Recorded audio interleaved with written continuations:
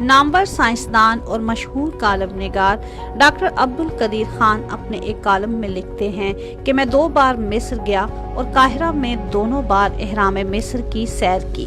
पहली मर्तबा हम मिस्री हुकूमत की दावत पर चंद साथी गए।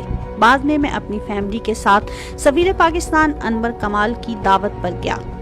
एहराम मिस्र की तामीर में इस कदर साइंसी राज पोशीदा हैं कि मैंने चाहा कि आपको इनसे आगाह करूं।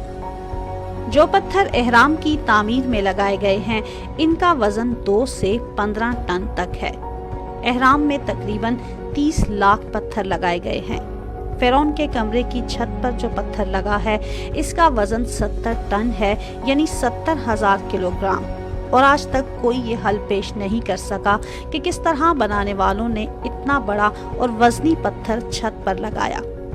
एहराम की बुलंदी 149.4 मीटर है और आपको ताज्जुब होगा कि जमीन और सूरज के दरमियान भी 149.4 मिलियन किलोमीटर का फासला है।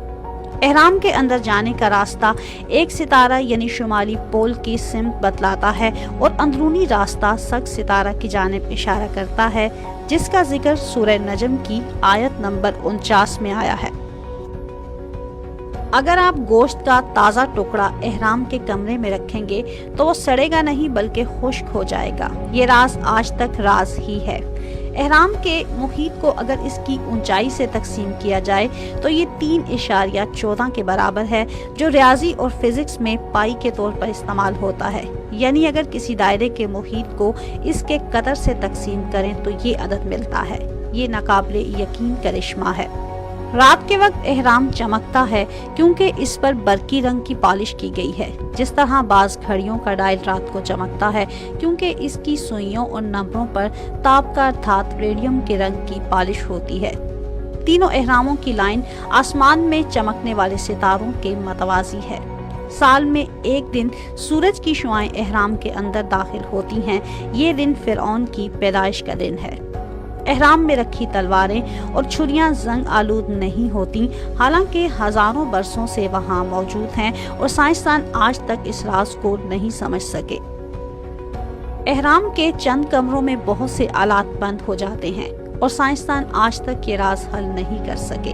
ताज्जुब की बात है और राज है कि तीनों एहरामों से जो लकीर गुजरती है वो बहरे ओकियानूस में वाक़े बरमूदा ट्रायंगल और बहरुल काहिल में वाक़े फार्मोसा ट्रायंगल को आपस में मिलाती है। ये दोनों जगहें अपनी अजीब खसूसियात की वजह से बहुत मशहूर हैं। यहाँ हवाई जहाज, बहरी जहाज गायब हो जाते हैं और कंपास काम करना बंद कर देते हैं। बड़े एहराम में 3 कमरे हैं, 2 जमीन से ऊपर हैं और एक जमीन के अंदर है। और कहा जाता है कि मिराबो नामी शख्स माहिर इंजीनियर ने ये एहराम तकरीबन 20 बरसों में बनाया था और 1 लाख मजदूरों ने इसकी तामीर में जान खोई थी। एहराम की बुनियाद के चारों रुख नहायत ताज्जुब के साथ जमीन की चारों सिमतों की जानिब इशारा करते हैं और इस हैरत अंगेज दरियाफ्त की मदद से 20वीं सदी ईस्वी में अपने नताइज को दुरुस्त किया जाता था।